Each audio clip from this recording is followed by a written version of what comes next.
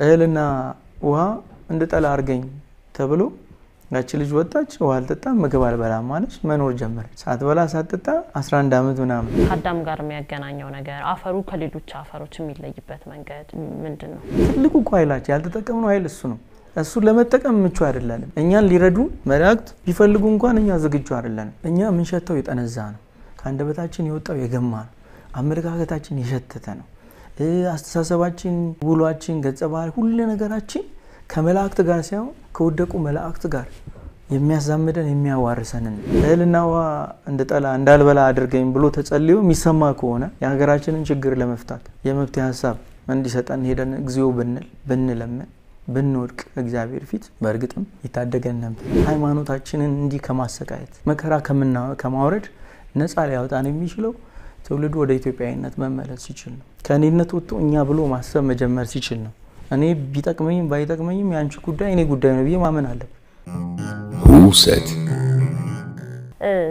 በዛው አካባቢ ላይ የወጣች ምግብ ሳትበላ ለረጅም ጊዜ ቆየች አንድ ሴት በሚዲያዎችም አይተን ነበርና ማለት ጭራሽ የምግብ ፍላጎት የሌላት ምግብም ውሃም አጠጣ ማለት እንደዛ አይነት ከዛ አሁን ምን ላይ እንዳለች አላውቅም ግን የናንተ አካባቢ ልጅ እንደሆነች ይነገራል የሷ ይሄ ምግብ አለማብላቱ አሁን ሰዋዊ ተፈጥሮ አይደለም ስታየው ማለት እኛ ስጋችን ይፈልጋል መመገብም ይጠማልም ደካማ ነው ያንን ነገር እንደሆነ እንትን ይኖረው ይሆን ምናልባት ከአካባቢው እሷንም ኢንተርቪው አርገናታል አይተሽዋላ ኢንተርቪው ላይ ዶክመንታሪው ላይ ኢንተርቪው አርገናታልና የሷ ስፍራው በጣም ያልገባን ያልተረዳ ነው ግን አስገራሚ ድንቅ ስፍራ መሆኑን ከሚያሳዩት አንዱ እሱ ነው ኤሊስ ተሰወረ ጻኑ ብለናል ዛጋ እጣን ይጤሳል በቤተ መቅደሱ በራሱ ነው የሚታጠነው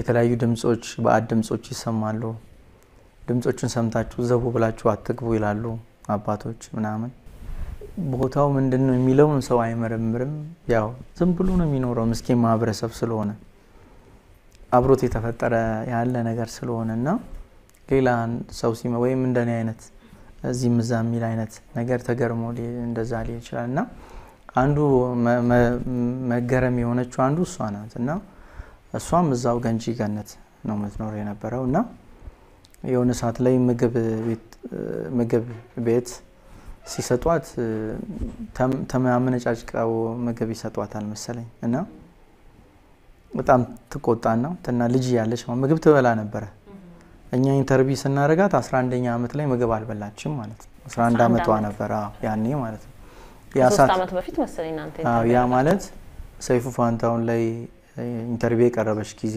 በላቸው የሚባል አንድ አብሮ አደጋችን አለ በሷ አማካይነት ሰይፉ ፋንታውን ላይ ቀርበው ከዘውዲቱ ሆስፒታል ጋር ዶክተሮች ጋር ሆነው አንድ ወር ምግብ መብላቷን አለመብላቷን የማረጋገጥ ስራ ሲሰሩ እና ምርመራ ሲያደርጉ እኛ ምግብ በልተን የሚኖረን ሆርሞን ምንድነው የሚባለው ነገር አረጋገጡ እነሱ ብቻ በራሳቸው አረጋገጡ እና በሱ ወቅት ነው እኛም ኢንተርቪው የሰራናት እስከዛ ድረስ አልበላችም ዱባይ ሄዳ ምርመራ እስክትደረግ ድረስ አሁን ላይ ያለችበት ሁኔታ አላውቅም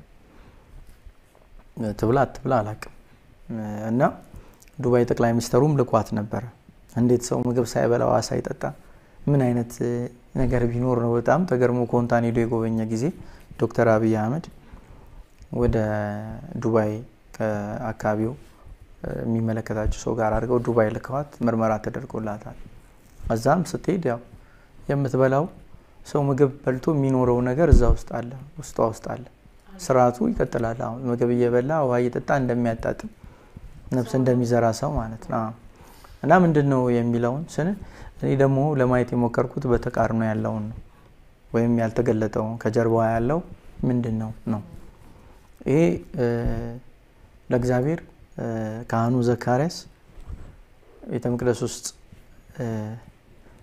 ያው እጣን ያጠነ ጸሎቱን ያከናወነ ባለበት ሰዓት ቅዱስ ገብርኤል ተገልጦለት ልጅ እንደሚወልድ ማን ነበር አይደል በተደጋጋሚ በቅድስና ውስጥ ሆኖ ለምን የነበረ ታላቅ አባት ነው ግን ተገልጦ እንደሚወልድ ነገረው አይደል ሊያምን አልቻለም ከዛ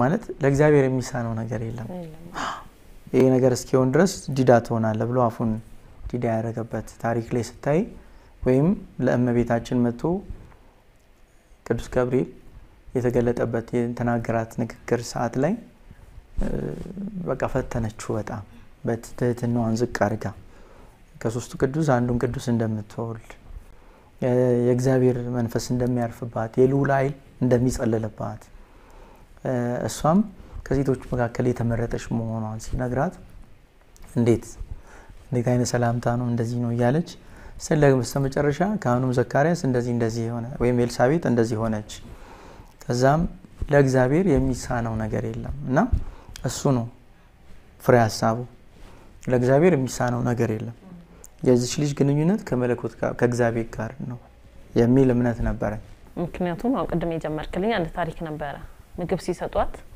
አመናጥቀው ሰጧት እንጂ ከዛ ድረስ ተበላ ነበር ጻን ልጅ ያለች ከዛ ወቀጥታ የሮጠች እዛው ሰማዕቱ ቅዱስ ጊዮርጊስ ልጅ የተሰወረበት ሄደች ማለት ነው ቅዱስ ጫካ ሄደች አለቀስኩ ለማንኩ ጸለይኩ ነው የምትለው እሷ ያው እህልም ውሃም እንድጠላ አድርገኝ ብላ ነው ያው በልጅነት ልጅም ስለሆነች በጣም ተናዳ ተበሳጭታ ስለነበር አንዳንዴ ያው የሆነ ሰው ከፍትፍቱ ፊቱ የሚባል አለ በእኛ አባቶቻችን ተረትና አባባል ትክክልም ነውና በፍቅር አይደለም በጥላቻ ወይም በመሰላቸት ወይም በመናደር ስለሆነ ያ ነገር አበሳጭቷት ነው ቀጥታ እህልም ውሃ አስጠላኝ የሚል ነገር ጸሎት እንዳደረገች ስለሰማው የሷ ትስስር ከቤተክርስቲያኑ ጋር ወይም ከዛ ቅዱስ ወይም ከመለኮት ጋር እንደሆነ ነው የተረዳሁት ያመንኩት ምክንያቱም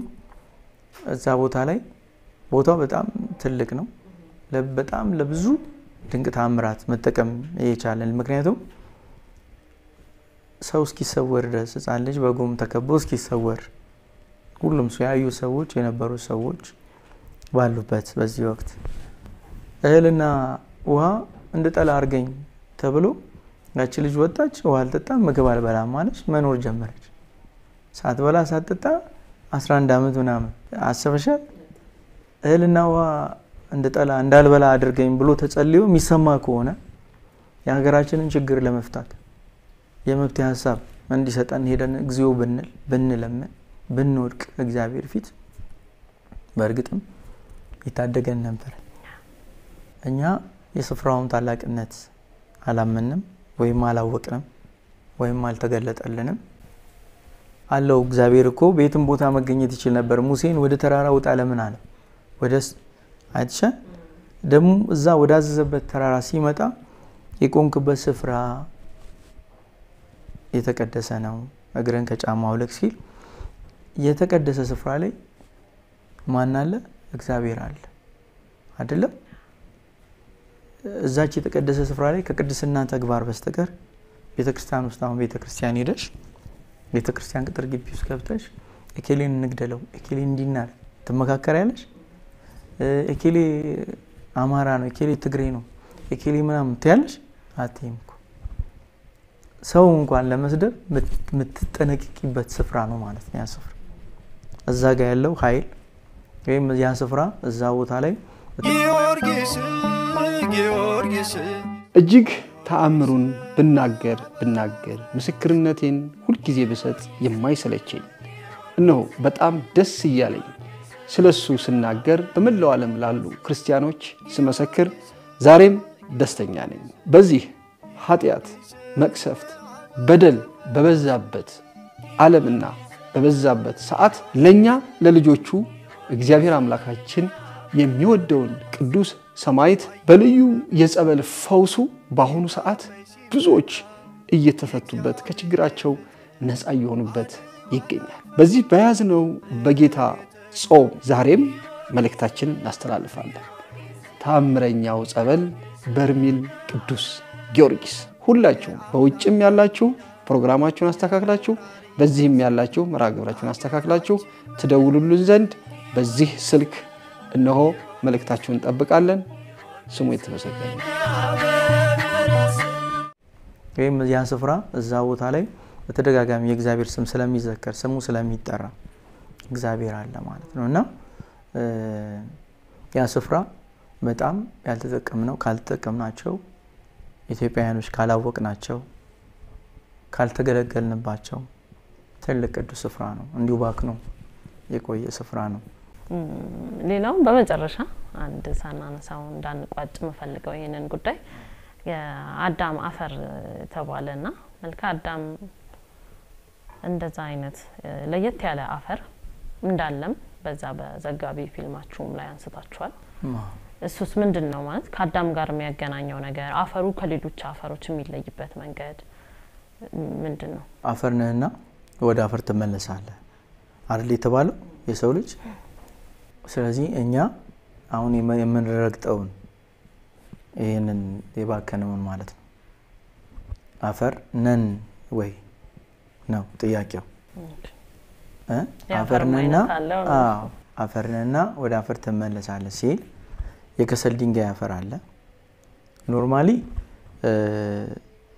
ከዚህኛው ከረገጥነው አፈር ተፈጥረን ቢሆን ኖሮ እንደማንኛውም ዛፍ ገላችን ባዕድ የሆኑ ቁጣቁጥ ነገሮችን ያበቅል ነበር ሌላም ፍጥረት ልንሆን እንችል ነበር አይደለ የሆነ ነገር አንድ ዛፍ የሚኖረው ነገር ይኖረናል ማለት ነው ከዚህኛው አፈር አይደለም እግዚአብሔር መላእክት ቅዱሳን መላእክት ከተፈጠሩ በኋላ አባቶቻችን ሲያስተምሩ ሰምቻለሁ እስኪ አንተነት በሚያዩት ነገር ተደንቀው ግራቀኝ በተፈጠረው ሁሉ ነገር ተገርመው ራሱ እንዲገልጥላቸውና እንዲያዩት ጠየቁት ከዛ በዕለተ ዓርብ በእንደዚህ ቀን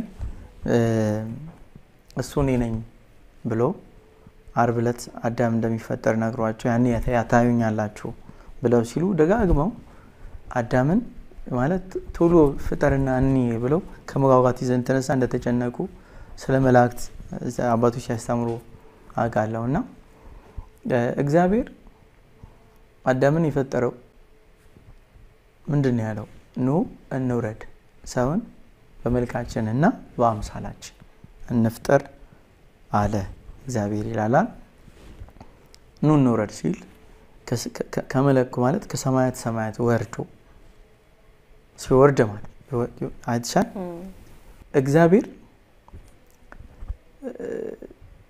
ለራሱ ክብር ስለሌለው አይደለም ካፈር ይፈጠረ ወይም ለሰው ልጆች ፍቅር ስለሌለው እንዳቴ አንደያ ልጁ እንዲሁ ስለወደደን ይላል አንደያ ልጁን እስከ መስጠት ድረስ ቤዛ አድርጎ ሰጠን ማለት ለሰው ልጅ ፍቅር ስላለው ፍቅር ሳበው አይደለም የሚባለው ፍቅር ለሰው ልጅ ፍቅር ካለው እግዚአብሔር ለራሱ ክብር ካለው እንዴት ከአፈርኛን ይፈጥረናል ከእንቁ ከአልማዝ ከምናምን ከወርቅ እንዴት አልፈጠረንም ብለሽ ታውቂያለሽ ለምንድነው አሁንኛ ቀደም እንዳልነው የከበሩ ስንል መንጠራቸውን ወደ ጎን ትቶ አልማዝ እንቁ ምናምን ወደ ጎን ትቶ የሰው ልጅ ከመልክ አዳም አፈር ከአፈር ያበጀው ለምንድነው ብለሽ ስትይ መጀመሪያ ምንም መንፈሳዊ ተርጓሚው ሳትገቢ አፈር የሚያፈራ ነው ህይወት ገባሽ ይሄ ደግሞ ድንጋይ ህይወት ነፍስ የለው አገብሻ ቀደማ የቶቤት ሰምን ብለዋል ብዬሻለሁ የማያፈሩ ጿቶች እርኩስ ናቸው ይሄ የከበሩ ስንል ምንጠራው እርኩስ ነው በእግዚአብሔር ዘንድ የተናቀ የተተወ ነው ማለት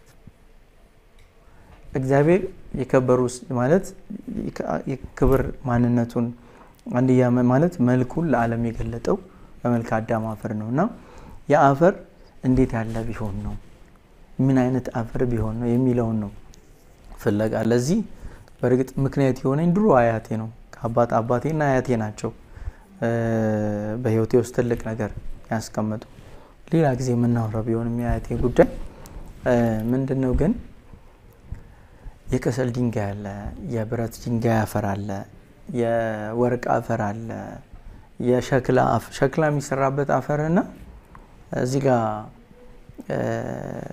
ሌላ ለቤት መረጋ ለቤት ግድግዳነት መጠቀሚው ይለያያል ብዙ የአፈር ዝርያዎች አሉ ከነዛ የአፈር ዝርያዎች ውስጥ መርጦ መልክ አዳም አፈር ይሄ ወደ አካለ ስጋነት የሚቀየር ወደ አካለ ስጋነት የሚቀየረው እሳትንና ውሃን አቻችሎ መያዝ የቻለው ሽንትና ደምን ማለት ነው። ማይቻል ነገር እኮ ነው አንዱን አይደለ አሰበሻል በጣም ብቻ የሚያስገርም ነገር ነው በጣም እና ይሄንን እንዲህ ስናደርግ የሚወጣ እኮ አለ አዎ ያ ነው መልካ አዳም ቆሻሻም ሳይሆን ንጹህ ቢሆን የሚወጣ ነገር አለ ያ ነው መልካ አዳም አፈር ወደ አካለ ስጋነት የሚቀየር የሚያፈራ የሚወልድ ማለት ነው። ስለዚህ እሱን መልካ አዳም አፈርን ፍለጋ በሚል ነው ፕሮግራሙም የተመሰረተው ባላጋሩ ቲቪ ላይና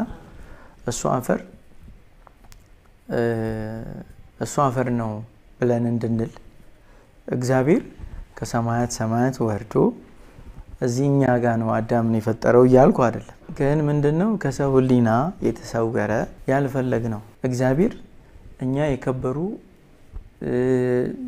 በጣም ያማሩ ውድ ስንል የምንጠራቸውን ወደ ጎን ትቶ እሱ የመረጠው አፈር አለ ሰው የመሆናችን ሚስጥር የተገለጠበት ማለት ነው። አምላካዊ መልክ ለዓለም የታየበት ለፍጥረታት ሁሉ የታየበት ያ የተመረጠ በእግዚአብሔር የተመረጠው አፈር ብለን ነው ስንል አፈሩ ከአያቴ ጋር ነው ድሮ ይሄን ሐሳብ ያሳድደኝ የነበረው ድሮ ነው ያሳብ መጥቶ ማለት ነው።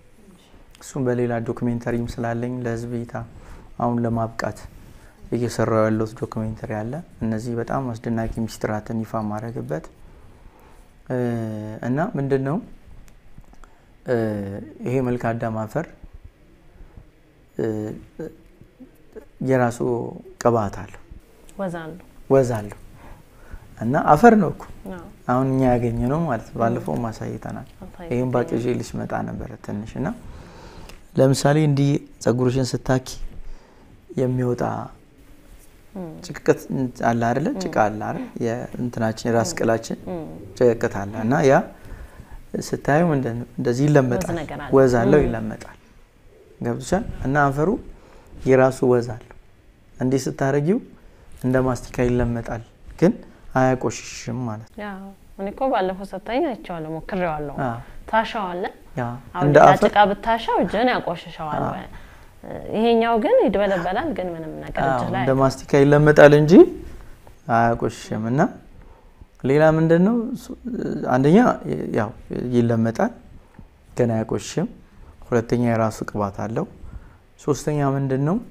ስታሸቺው ህፃናት ሲወለዱ ገና ህፃናት ያንገታቸው ስር በብታቸው ስር የሆነ አለ አይደል መግለጽ ማንችለው ጠረን አለ አይደል እሱን ነው የሚሻተው እንት ነው አፈሩ አይደል ቼክ አርጋሻል እና አዳም የተፈጠረበት አፈር ከዚህ ነው ወደሚል ያንን ቁስል ላይ ለምሳሌ ኮላ ቁስል የሆነ ቁስል ላይ እንዲለጥፈሽው ለምጠሽው ዋን ጨምረሽበት ምን አርገሽ እንዲ ብትከኙ እዛው ወደ አካለ ስጋነት የሚቀየር አንተን ራሱ በዛ መንገድ እስቲ እሱ ነገር በደንብ በዶክመንተሪ ፊልም ላይ በደንብ ያዩታል ሰዎች በዛ ላይ በደንብ አሳያለሁ ከመነሻው ጀምሮ ያንዳንዷን ከናፈሯ ከነ ታምራይ ትይንቱና ይሄን አፈር ብዙዎች ሳይንቲስቶች ፈልገዋል እኮ የሰው ልጅ የተሰራበትን አፈር ክል ያገኙት አልቻሉም ልክ እንደ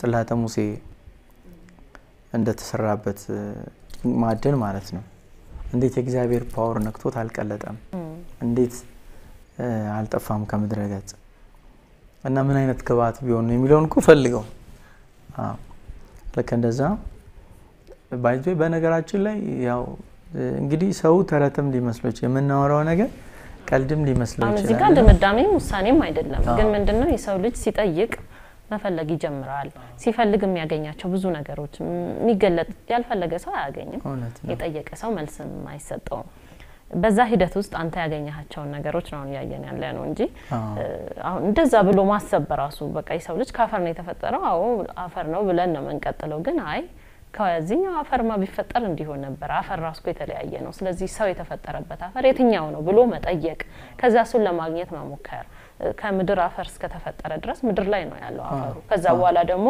ጠፋ አይልም የሰው ልጅ ከፈጠረበት በኋላ አፈሩ ጠፋ አይልም ስለዚህ ምድር ላይ ነው ማለት ነው አፈር ያለው ሶ የት ነው ብሎ መፈለግ እኛ ይሄ ህሊናችን በአምሳሉ እኮ ስንፈጠር የሰው ልጅ ከሁሉም ንቃተ ህሊናው ከሌላው ፍጥረት ሁሉ ከፍ ያለ ስለሆነና እንዲ አይምሮአችንንም እንድንጠቀምበት ነው ስለዚህ ያንተ ጉዞ የሰጠን ዕውቀት ነው ወይም ደግሞ ማንንም ሰው እንዲያጣና መነሻሳትን ይፈጥራል ይሄና በዚህ መንገድ እንዲያዩት ነው ተመልካቾቻችን እንጂ ድምዳሜም አይደለም ልክ ነው እንደዛም ይያለን ስላልሆነና በኢትዮጵያ ውስጥ ይገኛል ሌላ ቦታ እንደዚህ አይነት አፈር መረጃው አለክ እኛ ባይዞ በነገራችን ላይ ማለት ነው መነሻችንን ኮንታ እንዳለ አቃለሁ እጂ ያለው አያቴ ስለሆነ እሱን በመንና እንዴት የሚለውን ያው ዶክመንታሪ ላይ ቀጣይ ብዬሻለሁ ግን ዞረናል ብዙ አገር ብዙ ዞኖች ላይ ዞረናል ደቡብ ያነ ጓደኞቼን በማስተባበር ደቡብ ኢትዮጵያ ሙዚቀኞችን ዶክመንታሪውን ለባለ ሀገሩ ቲቪ ለዝብይታ ለማብቃት ተደጋጋሚ ስራዎችን እንሰራለንና በመጽሐፍ ቅዱስ ላይ የሰው ልጅ ከአፈር ተሰርቶ ቁርበት ያው እግዚአብሔር እንግዲህ ቁርበትን ለብሶ አፈር በልቶ ያው ከአፈር ያበቀለውን በልቶ በአፈር ተውቦ የሚኖረው ትልቁ የመጽሐፍ ቅዱስ ማስረጃ ያለው እዚህ ኢትዮጵያ ውስጥ ነው ወደ ደቡብ ማለት ነው እና አንዱ ሐመር ነው ሐመር ሄድን ማለት ቁርበት ነው የሚለብሱት አፈር ነው የሚዋቡበት ለምግብነት የሚጠቀሙት አፈርም አለ እና ለህል ማብቂያ የምንጠቀመው አፈር አለ ለምናምን ይሄ ተባይ ማጥፊያ ቅማል ምናምን እንዳይኖር የምንጠቀመው አፈር አለ ወራባቸው እንኳን ልጆች እኮ አይታያቸው ሴቶች አይታያቸው እዛ አይደል ማን ነው ሐመር ይተቀማሉ ገብቻል ተፈጥሮ ብቻ ነው ሰርቫይር ማድረግ የሚችለው አይደለም መቆጣጠር የሚችለው እና ተፈጥሮን የተረዱበት መንገድና ተቆጣጥረው ለዚህ ለተፈጥሯቸው የተጠቀሙበት መንገድ ስለሚገዛን እያንዳንዱ ይሄ የቀለም አፈር ነው የሚለውን እያንዳንዱ እንዴት እንደሚቀቡ እንዴት እንደሚያረጓት እንደሚቀመሟት ከምን እንደሚጠቀሙ እያንዳንዱን ቀርጸናል የከሰል ድንጋይ አፈር ራሱ ለየት ያለ ነው እሱንም አፈር እያንዳንዱ አፈር አይነቶችን ብዙ ቦታ ዞረን ተጠቅመናል ማለት ቀርጸናል ማለት ነው እና ከረጅም ጊዜ በኋላ በስተመጨረሻ አገኝ ማለት ምልክት እንፈልጋቸው ነበርና እነዛን ምልክት ይዤ ይሄ ነው ወደሚለው ሐሳብ መጣው አዳም የተሰራው ወይም እኛ የተሰራ ነው ከእንደዚህ አይነት አፈር ነው ወደሚለውና ሐሳብ መጣን በጣም እንትኖችን ማለት በጣም የሚገዙኝ ታሪኮች አሉ አንደዚህ አይነት ነገር ደግሞ እንድታረግ የሚገፋፉሽ ለምሳሌ ዳውሮ ላይ አሁን የኮሮና መጥቶ ዓለምን በጣም ብዙ ህዝብ ገለዋል ለስቃይ ዳርገዋል ትልቅ ኪሳራ አድርሶናል አይደል የኮሮና መድኃኒት ነበረኛ ጋር ማለት ነው ገብቶሻል ቀድመን ለዛ ነገር ክሬዲት ሰጥ ማለት እውቅና ሰጥተን ዋጋ ከፍለን ቢሆን ኖሮ ሀብቱ እንደዚህ አይነት ችግሮችን አይደለም ከራሳችን አልፈን አፍሪካን መርዳት እንችል ነበርና ደች መረጨ ይባላል የኮሮና መድኃኒት የእንትን የኤውልሽ በደም ታሪኳን ልንገርሽ አሳጥረኝ የዳውሮ አባቶች ቅድመ አያቶች ማለት ነው ይሰበሰቡና ኮንታም ላይ ያለ እንደዚህ ይሰበሰቡና ምን ያረጋሉ መሰለሽ ይመካከራሉ ለምሳሌ ዓለም ከተፈጠረ ጀምሮ የሰው ልጅ እንደዚህ አይነት መከራዎችን በእንደዚህ አይነት ጥበብ ያለፈ እንዲህ የሆነ የተዋለደ እዚህ ደረሰ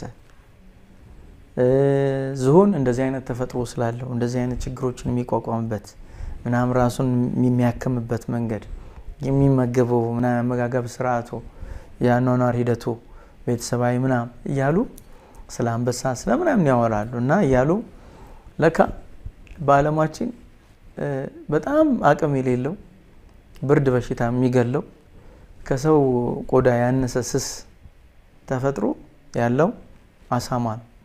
አሳማ የሚውለው ቆሻሻ ውስጥ የሚበላው ከብዙ ባክቴሪያ ምንድነው ጀርሞች ጋር አይችልም ማለት ቆዳው በጣም ትንሽ ነው። ትንሽ ቁስል ካለው ቶሎ ነው የሚሞተው አሳማ ማለት ነው። ብርድና ቁስል ትንሽ ብቻ የሆነች ነገር ትውጋው ወዲያው በቃ ይሞታል ማለት ነው። እና በሽታን እንዴት የመቋቋም እዚህ ጭቃ ውስጥ እዛ እንትን ውስጥ ባክቴሪያ እንትን ውስጥ የሆነ በሽታ ውስጥ እየኖረ በሽታ እየበላ እንዴት ራሱን ማከም ራሱን ማዳን ትውልዱን ማስቀጠል እዚህ ከሰው እኩል እንዴት እዚህ መድረስ ቻለ ብሎ ያነሳሉ ጥያቄ። እና ላነሱት ጥያቄ መልስ ለማግኘት ምን ይወስናሉ የዳውሮ አባቶች? አሳማውን እንያዘውና አሳደን ማለት አጥመደን እንያዝና በጦር እንውጋውና እንልቀቀው። ሄዶ የሚበላውን ሄዶ የሚጠጣውን ወይ ራሱን ለማዳን የሚያደርገውን ነገር በትኩረት እንከታተል ተብሎ ይመደቡና ሰው ወጣቶች ጠፈርጠም ያለው ያርገው አሳማ ይይዙና በጦር ይወጉና ይለቁታል ማለት ነው። አቁስለውት እና አሳማው ይሮጣል። እነዛ እንትኖችም ይከተሉታል በርቀት እንዳያቸው እየተጠነቀቁ እነሱን እንዳያቸው እየተጠነቀቁ እና እያሉ ተከትለውት ይሄዱና የሆነ ቦታ ላይ ሲደርስ ሰው ግራና ቀኝ ምናምን እንደዚህ ብቻ የሚያዩን ያይና ሰው ይሁን ምናምን በቃ የሚያዩን አይቶ ማንም እንደሌላ አይነት ስሜት ፊል ነው መታረጊውና ልክ እንደ ሰው ማለት ቶሎ ብሎ አፈሩን ይቆፍሯል። በጣም ይቆፍረውና ከውስጥ ከአፈር ውስጥ የሆነ እጽዋት ያወጣል ማለት ነው። እና ያ እጽዋት ቅርጹ ማለት ነው አንጀት የተገመደ አንጀት አለ አይደል? ፍየል ምናምን ታርዶ አሁን አንጀት ይገመዳል አይደል?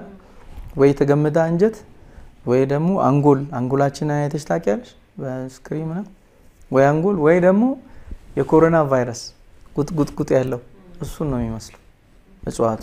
እሱን ሲበላ ያስጥሉትና እጽዋቱን ምንድነው ወደሚለው ምርምር ይሄዳሉ ማለት ነው።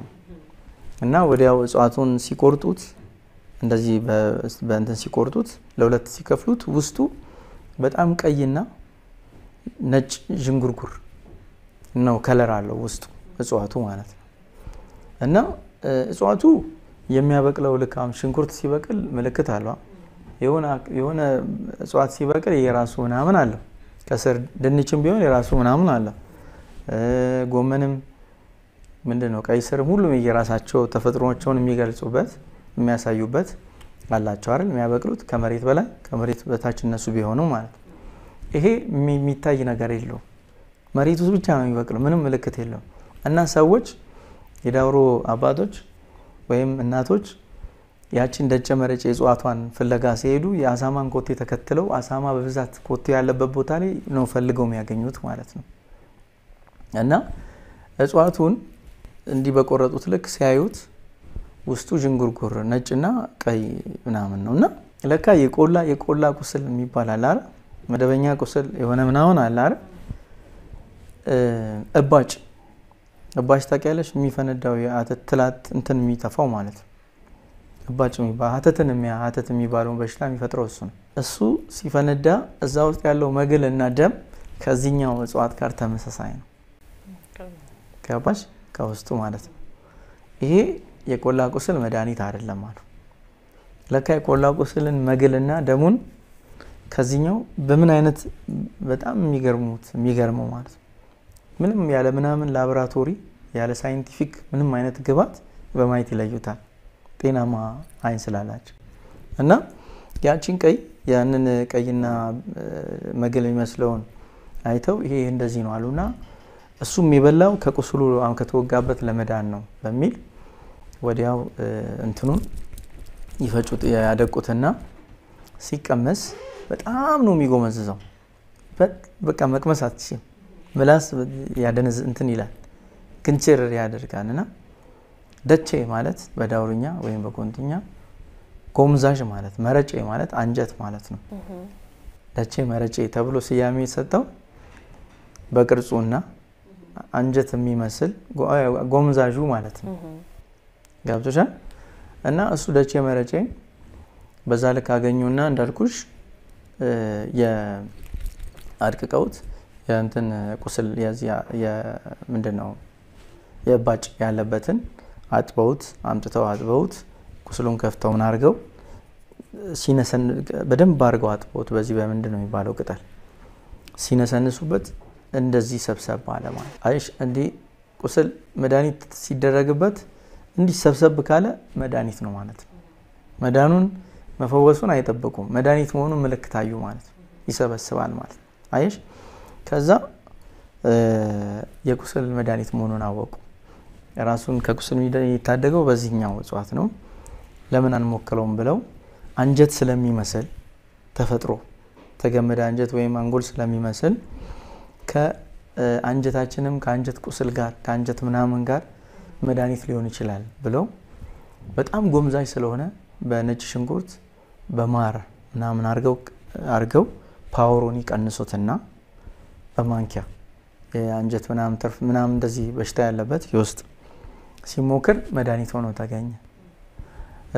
በጣም ብርድ እሱ አሁን አሳማ ትልቁ በሽታው ብርድ ነው። ቆዳው ስስ ስለሆነ ማለት ነው። ስለዚህ ያችን ይበላል ሙቀት ኃይል አለው ማለት ነው። እንትን ገብቶሻል። ስለዚህ ለብርድም ቆዳው ስስ ስለሆነ ብርድንም የሚከላከለው የብርድ በሽታን የሚቋቋመው በዚህ ነው ብለው ብርድ በሽታ የያዘው 2 ማንኪያ አሁን ባልኩሽ መልኩ እንትኑን ፓወሩን ቀንሰው 2 ማንኪያ ሲሰጡት ሰውነቱ በሙሉ ቀዳዳ ሆኖ ላብ ይተፋል ማለት እና ከ12 ደቂቃ ባልበለጠ ከ8 ደቂቃ ምናምን ባልበለጠ ውስጥ ያድንሻል ማለት ነው። ስለዚህ የብርድ በሽታ ግንኙነቱ ከሳምባ ጋር ነው ከመተንፈሻ አካላት ጋር ነው።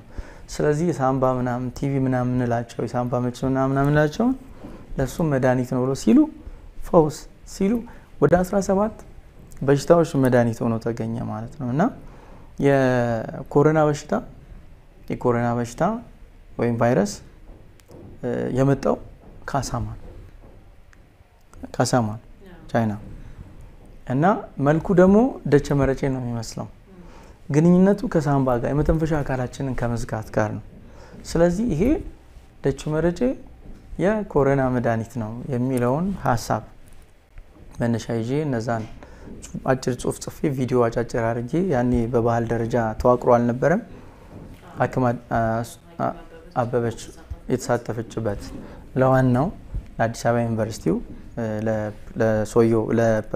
ለፕሬዝዳንቱ ማለት ነው ስልኩን አፈላልጌ ላኩለት። አየ በጣም ተገረመ። ማለት መታደግ ይቻል ነበር። ተሞክሯል ሰጥቻቸው ላይ እንኳን ሞክረው እንደሚያድን አረጋግጠዋል። እኛ ጋር በቃ የሳምባ ምች ምናምን ይሄ ቲቪ ምናምን የሚባል ነገር ነፃ ነው። ሰው ምንድነው የሚጠቀመው እሱ ነው። እነሱ እንዲሞክሩ ለሆድ ቁርጠት ለምናምን በጣም ከባድ ሆድ ቁርጠት ሲኖር ደቸ መረጬ ምናምን ሲኖር እንደዛ ወደ 17 በሽታ ነውና ያንን ነገር ለከላቸው አልተጠቀሙትም። ወዲያው ያ ቲም ደግሞ ፈረሰ ተባለ። ወዲያው እንደዚህ አይነት ዕውቀቶች ስለነበሩ እነዚህን ዕውቀቶች ጨምሮ የመፈለግ ይሄ ባይዞይ መልካዳ ማፈርን ፍለጋ የሚለው አንዱ አፈሩን ቢሆንም ሰሙ ምንድነው ወርቁ ማንነትን ፍለጋ ሰው የመሆናችንን ሚስጥር ፍለጋ ነው። ሰሙ አፈሩን ቢሆን አዳም የተፈጠረበት ከሌላ መለየታችን እግዚአብሔር ከበሩ ስንል ከምንጠራቸው የመረጠው ምን አይነት ውድ ነገር ቢሆን ምን አይነት ከአልማዝ ከእንቁ የሚበልጥ ምን ለካ የሚገርም ቢሆን ነው የሚለውን እሱን ፍለጋ ነው። ሁለተኛው ወይም ሚስጥሩ ሰው የመሆናችንን ፍለጋ ነው። ወደ ሰው ማንነትን ሰውነትን ክርስቶስ ወደ ሰውነት መጣን። በትክክል እንግዲህ ብዙ ሐሳቦች ደግሞ እንዳልከኝ በዘጋቢ ፊልሞች እያዘጋጀህ ነው። እንግዲህ እግዚአብሔር ፈቅዶ እሱ ከወጣ በኋላ ደግሞ ሰፋ አድርገን በሌሎችንም ጉዳዮች እንደምንገናኝ ተስፋ አደርጋለሁ። ወንድዬ በመጨረሻ መልእክት ካለ አስተላልፍ። እንግዲህ ያው ብዙዎቻችን ያለ ነው ምክንያታዊ በሆነ ቦታ ላይ ስለሆነ ምክንያት ያላቸውን ወይም እንደዚህ አይነት ነገሮች አሉ ብለሽ ብትይ ሰው ላይ ረዳው ይችላል። የሚያፌዝም እንትን የሚልም ይኖራልና ያው እኛ ከምናየው የበለጠ ትልቁ ስርዓት የሚከናወነው ከጋድ በበለጠ በስውር ያለው ነውና ዓለምን የፈጠረው አምላክ ራሱ ያለው በስውር አባት ከእናት ለምሳሌ እውነት ናት አይደለ? አባት እምነት ነው እንላለና ልጅ ደግሞ የእምነትና የእውነት ድምር ውጤት ፍቅር ነው እንላለና የአባት አስተዋጽኦ እንደ እናት እኮ አይታይም በልጅ ላይ ግን የሚጠራው አባት ነው። አየሽ እናት ከደሟ ደም ነስታ አካሏን ከፍላ በአምጣ እየታየ ትወልዳለች።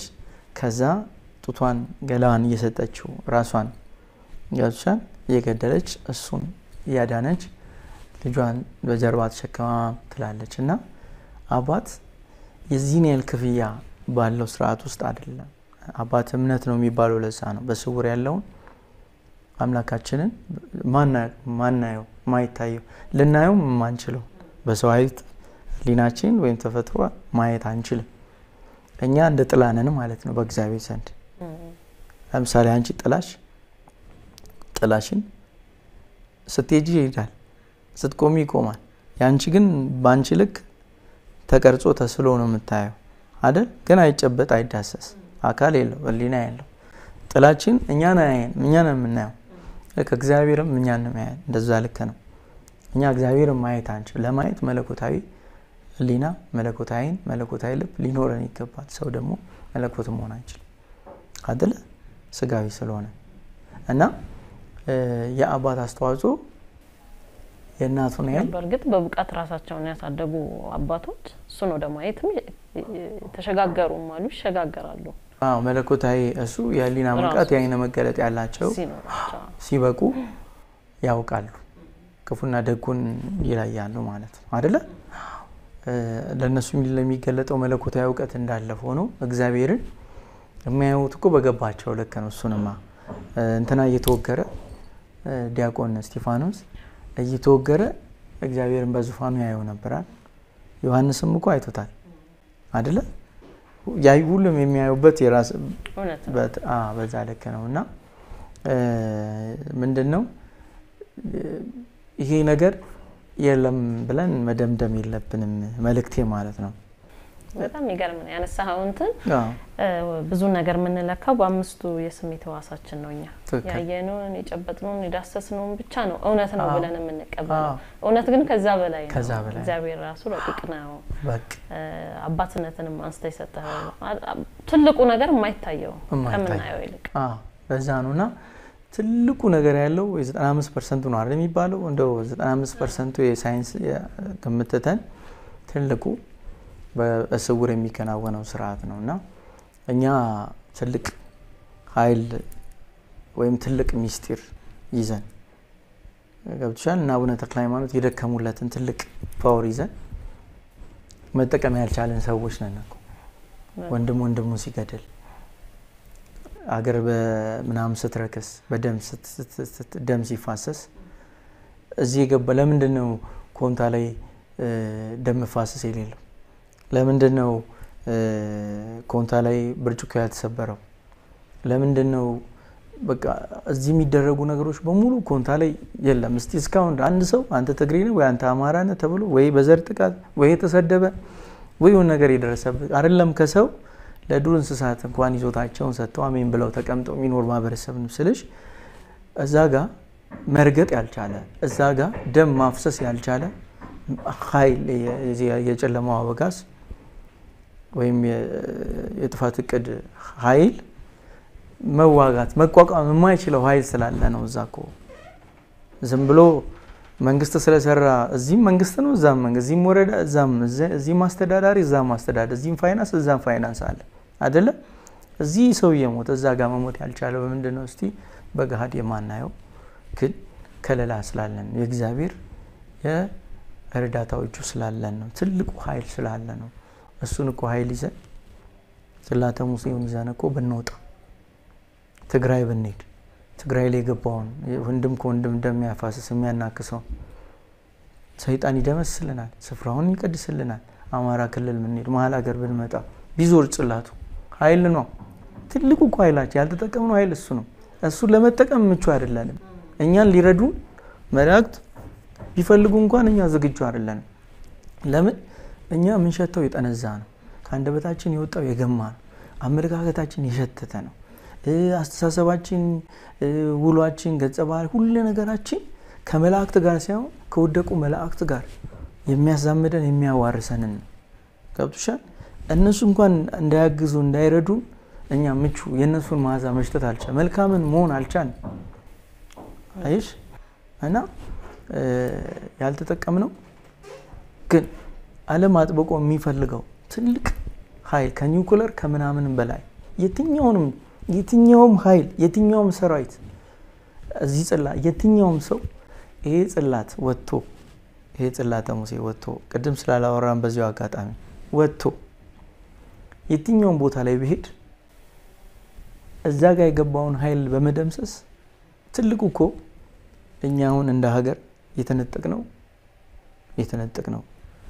የ3000 ዘመን ከዛ በላይ ታሪክ አለን ኢትዮጵያ አለን ብለን ዘመናትን አሳፍሮ እዚህ ያደረሰ አሁን የተሰበረው መርከባችን የምንለው አሁን የተሰበረው ህብረታችን አንድነታችንን ህብረታችንን ነጥቆናል ሰላማችን ተቀምተናል ማለት ገብቶሻል ትንሳኤ ራሱ ክርስቶስ ኢየሱስ ትንሳኤ የሚለው ሐሳብ ምንድን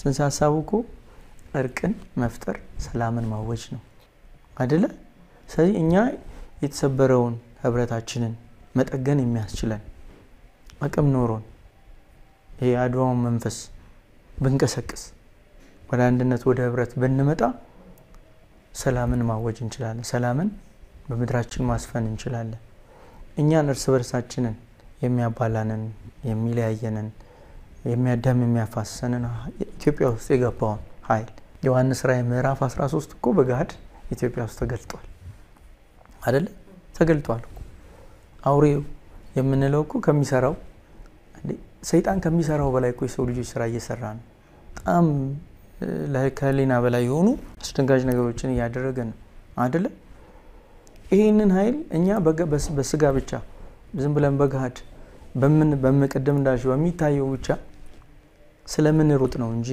ወይም ገንዘብ የመንፈስን ሰላምን አሁን አንዳንድ አብዛኛው ሰው ማለት ይቻላል ገንዘብ ሰላምን የሚገዛለት ገንዘብ ፍቅርን የሚገዛለት ገንዘብ ጤንነትን የሚገዛለት ይመስለዋል አይደል በገንዘብ ጤንነትን መግዛታችን መድኃኒት ሊከጂ ትጪ ይሆናል ሰላም መግዛታችን ሰላም ከሰማይ ከእግዚአብሔር የሚወርድ ጸጋ ነው ከሰዎች ሰላምን ለማግኘት ከሰዎች የሚጠበቀው ምንድነው ስምምነት እኛ ስምምነትን መፍጠር ከቻለ ሰላም ይወርዳል ማለት አይሽ እኛ ምቹ ሁኔታን ባለመፍጠራችን በመነጣጠላችን ምክንያት የህዝብ ልጆችን ከአርነት ነፃ ሊያወጣ የሚችል ከኒውክሌሮች በላይ ዓለም ከታጠቁት በላይ ኃይል ኖሮን አንድ ደሳሳ ጎጆ ቤት ውስጥ አንድ ደሳሳ ትንሽ የቤት ውስጥ በብረት ካዘና ውስጥ ቁጭ ብሏል ማለት መጠቀም አቅቶን ይላል እኮ በስተመጨረሻው ወይም ስለ ህዝብ ልጆች ሲል ታላቁ ማለቃ ቅዱስ ሚካኤል ይነሳል ይላል እኮ ሰማን ስለ ህዝብ ልጅ አሁን እንደ ሀገር ያጋጠመን ብሔራዊ ችግር ነው የመኖር ያለመኖር ፈተና ወድቆብናል አይደለም በእኛ የተነሳ ቤተክርስቲያን እየተፈተነች ነው አይደለ በእኛ የተነሳ ቤተክርስቲያን እየተቃጠለ ነው አባቶች ክርስቲያኖች በየቦታው የሞቱ ነው እየታረዱ ነው አይደለ ግን ይሄንን ሰይጣን ድል የሚነሳ ኃይል ስለሌለን ነው አይደለም ገብቶሻል ያንን ኃይል መጠቀም የሚያስችል አቅም ላይ ቁመና ላይ ስላይደለን ነው አንድ ወታደር መሳሪያ የሚሰጠው እሳት የሚተፋ ነፍስን የሚቀጥፍ ብረት ወይም መሳሪያ የሚታጠቀው የሚሰጠው ወታደራዊ ቁመና ላይ ሲደርስ ነው ምልምል ሆኖ እያንዳንዷን ወታደራዊ ህግና ስርዓት ተምሮ ሰልጥኖ ምክንያቱም የተሰጠውን ብረት ለክፋት እንዳይጠቀምበት ገብቶሻል ለታለመለት ዓላማ ብቻ መዋል እንዲችል ልክ እንደ ዘመኑ ሳይንስ ማለት ነው አሁን አብዛኛው ማህበረሰባችን ሳይንስ ልክ ይሄ በሁለቱም ገጽ ስለት እንዳለው ሰይፍ አደገኛ ሳይንስ ስለት በሁለቱም ገጽ ስለት ያለው ሰይፍ ወደ ሰገባ ሲገባም ሆነ ሲወጣ አባቶቻችን በጥበብ ነው በእጃቸው አስደግፈው ባላንስ አድርገው ነው ሲገቡትም ያለበለዚያ የገዛ ማህደሩን መኖሪያውን ገዝግዞ የሚቀድ ነው። አሁን ሰለጠኑ በለጸጉ አደጉ ምንላቸው ዓለም ሀገራት የስልጣኔያቸው ልዕልና በዚህ ሰዓት ይዘው እንዲገኙ ያደረጋቸው ምንድነው ብለሽ ስትይ የመጀመሪያው ራሳቸውን በራሳቸው የሚያጠፉበትን ስለት ያለው ስልጣኔ ለፍጥረታት ለዓለም ሁሉ ስጋት የሆኑ ኒውክሌር ቦምቦችን ይዘው በተገኙበት በዚህ ወቅት እኛ ደግሞ የእግዚአብሔርን ቅዱስ ኃይል የእግዚአብሔርን ድንቅ ተፈጥሮ የእግዚአብሔርን ብርቅ እንስሳት ዓለም ላይ የጠፉትን ይዘን መገኘት የመታደል ነው። ግን እንዴት እንጠቀም? አሁን ቤተክርስቲያን በእውነት እንደው ቤተክርስቲያናችን በእውነት እኔ በርግጥ ስር የሰደደ እምነት ለማዱ የለኝም አቅም የለኝም ኦርቶዶክስ እምነት ተከታይ ሆነም ማለት ነው መንፈሳዊ ያለውበት ኮንዲሽን ስለሚታወቅ ግን አባቶቻችን ጥላት እንግዲህ ይሄን ፓወር ይዘው አሁን አቡነ ተክለ ሃይማኖት እኮ ይሄን ሚስጥር የደበቁት እኮ መከራ ውስጥ በወደቅን ጊዜ አቡነ ተክለ ሃይማኖት ምን ይላሉ መሰለሽ በንግርት በእሳቸው የማስታወሻ መዝገብ ላይ ኢትዮጵያ ውስጥ ከነሱ 7 እና 8 ትውልድ በኋላ ከክፋቱ ብዛት ውሃን የሚሸጥ ትውልድ ይፈጠራል። አይሽ የሰው ልጅ ክፋት በቃ የመጨረሻ የሰው ልጅ ክፉ ብሎ የገለጹት ኒውክሌር ቦምብ ስለተሰራ ሰውን ስለገደለ አይደል ውሃን ሰው ቢችል አየርን መያዝ ቢችል ነጥቆን ሀብታም ይሆን ለመሆን ይሮጥ ነበር። ገብቶሻል? ሰው ልጅ ከክፋቱ የተነሳ ውሃን የሚሸጥ ትውልድ ውሃን አይደለም አሁን ላይ ውሃን የሚሸጥ ሞላቆ ንግድም ነው ተብሎ ግን የሰውን ልጅ ደም በሰው ልጅ ደም የሚነግድ ማአት ይሄ የግፍንጀራና ወንበር ፈላጊ በዛ በወንድሙ ሞት በወንድሙ ሞት ጀግንነትን እያወጀ በአንዱ ሐዘን አንዱ ደስታን እየፈለገ ኢትዮጵያዊነትን እየከሰረን ሞት ጸጸት በቀለን እየወረስን የበዛ ድህነትን እየተጫነን አሁን በኪሳችን ሞታችንን ይዘን እየዞርን ነው በወረፋ ነው እየሞትን ያለን አይደለ? እና ከዚህ ማንነት ለመውጣት ያለንን ኃይል መጠቀም አለብን። ሌላው ቢቀን ቤተክርስቲያናችን እውቅና ሰጥታ ይህንን ተአምራዊ ጽላት ይዛ ሁሉንም ክልል የመዞር ትልቅ ኃይል የመደምሰስ ገብቶሻል? ጽላቱ ባለበት እውነቴን ነው የምልሽ ይሄ ኃይል ሚካኤል በጣም እኔ እንዴት ሰዎች እንደሚረዱት አላቅም። ለምሳሌ ሳጥናኤል እግዚአብሔር መላእክትን ከፈጠረ በኋላ አንተ የመላእክት አለቃ ነህ አላለውም፣ ግን ተሰወረባቸው። ሁሉም የተፈጠሩ መላእክት ሲያዩ እሱ የነበረበት የክብር ስፍራ የነበረው ሞገስ ማዕረግ የአለቅነት የሚታይ ሁሉም መላእክት አለቃ ነህ ብለው እንዲያከብሩት የሚያደርግ ጸጋን ሰጥቶታል፣ ሞገስን ሰጥቶታል አይደለ? ለሳጥናኤል ልክ እንደዛ እንደተሰጠው የእግዚአብሔር ደግሞ ተዋጊ ድል ነሺ ኃይል ሚካኤል እንደታጠቀ ራሱም አያውቁ። ገብርኤል እኮ ሞክሮት ነበረ ተፋለመ ሲያቅተው አይ ሚካኤል አንተ ብሎት እኮ ነው። ሚካኤል ሲነሳ የማያውቀው ለካ እሱ ውስጥ የእግዚአብሔር ኃይል በሚስጥር ገብቶሻል ታጥቆታል ማለት እንዴት ያን ሁሉ ሰራዊት ሰይፍ እንግዲህ የትኛውም ወታደር ትጥቅ ተኩሶ መድፍ ቢኤም ስንት ድሮን እየተኮሰ ነው ውጊያ የሚያደርገው። እሱ ሰይፉ መዞኮ አልተጠቀመ። በምን አይነት ብቃት በምን አይነት ጥበብ በምን አይነት ኃይል ነው ሳጥናኤልን የሚያህል ታላቅ መልአክ ከነሰራዊቱ ከነበረበት የክብር ስፍራ ቁልቁል የጣለው ለይስቲ ይሄ በጣም ከሊና በላይ ነው። ያለ መሳሪያ እኮ ነው ያለ ሰይፍ ያማ ሰይፉ ቢሎኮ ምድር ራሷ ልትጠፋው ሁሉ ትችላለች አይደል? ያበቃለት ነበር በቃ ሰይጣን ያበቃለት ነበር አይቀጥልም ተጠሉ አይቀጥልም። ግን በምን አይነት ተአምራ ያን ሁሉ አስበሻል? ዘንዶም ይላል ሚካኤል ምንድነው የሚለው ዮሐንስ ራእይ ላይ ዘንዶም ሚካኤልና ሰራዊቱ ማነው ሚካኤል ዘንዶና ሰራዊቱን ተዋጋው አይደል? ጣለው ይላል አይደል? እና በምን አይነት ብቃት በምን አይነት አቅም ይብላስቲ የእግዚአብሔር ተዋጊ ኃይል የመላእክት ረቂቅ የቅዱሳን መላእክት ገብቶሻል እና እኛ ብንችል ማለት የትኛውም ኢትዮጵያ ውስጥ ያለውን ኃይል በስውር ያለውን ደም ያፋሰነ ያለውን ጸብ እየዘራ ያለውን ያባላን ያለውን ኃይል በስውር ያለው ይበልጣል እኮ በጋር ከተገለጠው ያንን ለመደምሰስ ያለንን ኃይል መጠቀም ብንችል መንፈሳዊ ኃይላችንን መጠቀም ብንችል እና ያን ለመጠቀም እኛ በአመለካከታችን ረክሰናል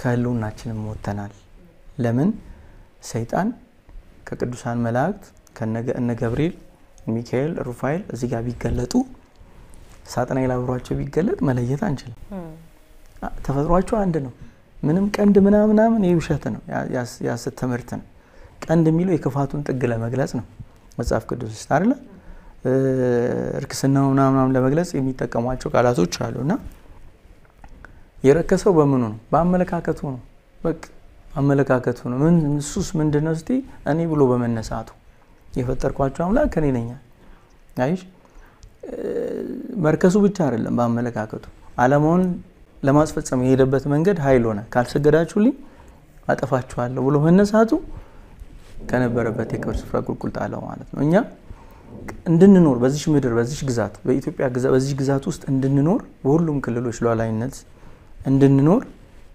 እንድንኖርበት በረከታችን እንድንነግደን እንድናተርፍበት ተነጋግረን መግባባት የምንችልበትን ተዋደን ተፋቅረን መኖር የምንችልበትን የተሰጠን ህልውና አለ ያ ህልውና ኢትዮጵያ የሚለው ቃል ኢትዮጵያ የሚያኖረን ርስታችን ልክ አዳምና ሔዋን ይኖር ዘንድ የተፈቀደላቸው እኛም እንኖርበት የተፈቀደልን ህብረት ነው ኢትዮጵያዊነት ማለት አሁን የተሰበረው ቅድም ያለው አይደለም ስንት ዘመናትን አልፎ እዚህ ያደረሰ ተሳፈር ነው ወይም እዚህ ያሻገረን ህብረታችን ነው አሁን የተሰበረው ህብረታችን ነው ስለዚህ ርስታችንን ተነጥቀናል ከኢትዮጵያ ያለውና ወተናል ህብረት ርስታችን ነው ርስታችን የትኛውም ኃይል መጥቶ ሊቋቋመን የማይችል የትኛውም ነገር እድገትም በዩ ለውጥም በዩ ሁሉ ነገር ያለው በህብረት ውስጥ ነው አይደል ከዛ ህብረት ወተናል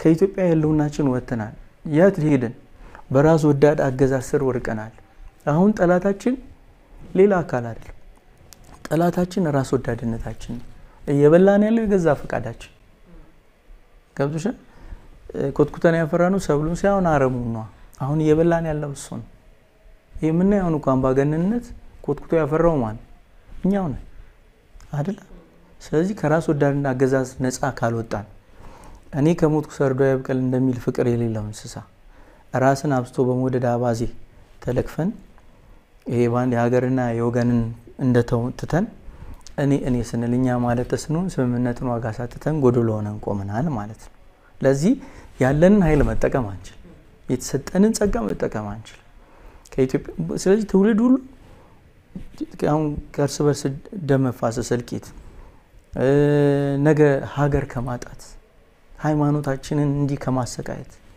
መከራ ከማውረድ ነፃ ሊያወጣን የሚችለው ትውልዱ ወደ ኢትዮጵያዊነት መመለስ ሲችል ነው ከኔነት ወጥቶ እኛ ብሎ ማሰብ መጀመር ሲችል ነው እኔ ቢጠቅመኝም ባይጠቅመኝም ያንቺ ጉዳይ እኔ ጉዳይ ነው ብዬ ማመን አለ አባቶቻችን አድዋ ላይ የሞቱት ያን ልብላሽ ያሏትን አስጥለው ለሙትልሽ ብሎ የተዋደቁት የደም ዋጋ ክፍያ የከፈሉት ለነፃነት ነው የሚለውን እኔ አልቀበለው ኢትዮጵያ ለሚለው ስማችን ነፃነት አይገባም ለኛ ስለማይገባን እኮ ነው በእምነት በሃይማኖት በባህል በምን አርገው አስረውን ያስቀመጡ አባቶቻችን ለታፈነግጭ ስትይ ሃይማኖት ያይዝሻል እዚህ ጋር ባህልሽ ይይዝሻል እዛ ጋር ስራ ለምን ነፃነት ለኛ ስለማይኛ የእግዚአብሔር ሰዎች ወይም የእግዚአብሔር ቅሪት አሻራ ያለብን ሰዎች ስለሆነ ማፈንገጥ አንችል ገብቶሻል አዳምና ሔዋን ከእግዚአብሔር ህልውና ወጥተው ከገነት ወጥተው መኖር እንዳልቻሉት ተቅበዝባዥ የሆነ ትውልድ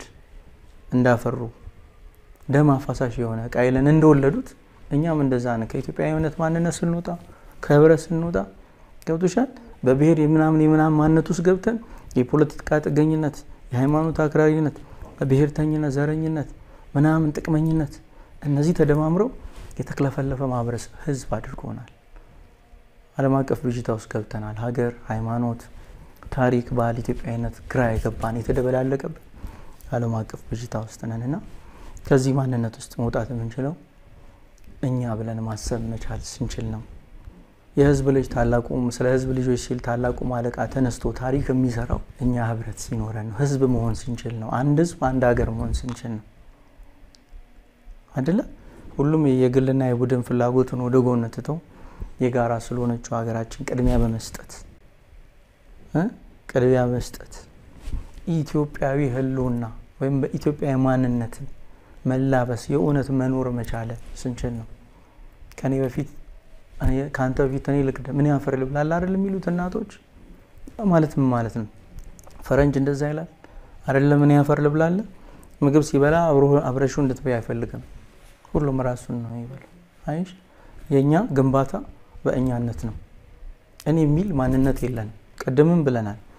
አንድ ሰው ተፈጥሮ ራሱ አይፈቅድለትም። አባት እምነት ነው፣ እናት እውነት ናት፣ ልጅ ደግሞ የእምነትና የእውነት ስንል ድምር ውጤት ነው ስንል ፍቅር ነው። ፍቅር ለካ የሚጸነሰው የሚወለደው ከእምነትና ከእውነት ነው። ያለዚያ ፍቅር አይደለም ማለት ነው፣ ወይ ስሜት ነው የሚሆነው ማለት ነው። መተማመን የሌለበት ፍቅር፣ እውነት የሆነ ነገር የሌለበት ፍቅር ህይወት የለውም ማለት ነው አይደል? እና አንድ ሰው በእናቱ ብቻ ሊጠራ ይችል ነበር። የአባት አስተዋጽኦ ያስፈልገው። አባትና እናት ሆነው የሁለቱን ጎዶሎ ደግሞ ማን ይሞላል? እግዚአብሔር ይሞላል ማለት ነው። አይሽ የሶስት አካላት ድምር ውጤት ነን ሰው ብለን ለመገኘታችን ራሱ ሰው ሆነን ለመተካት ዘር ለመሆን አይደለ? እና ህብረታችን ያው የአድዋ መንፈስ በመቀስቀስ የተሰበረው ህብረታችን በመጠገን ወደ ኢትዮጵያ ህልውና ውስጥ መግባት አለብን። ካለንበት ከራስ ወዳድነት አገዛዝ ነፃ መውጣት አለብን እና እኛ ብለን ማሰብ መጀመር አለብን። ያኔ ሐሳባችን ሲከብር፣ ያኔ ሐሳባችን ህዝባዊ ሲሆን ስለ ህዝብ ልጆች ሲሉ የሚቆጡ የሚያዝኑ አካላት ከጎናችን ይሰለፋሉ። በጣም ትልቅ መልእክት ነው። ደስ የሚልም ቆይታ ነበረ።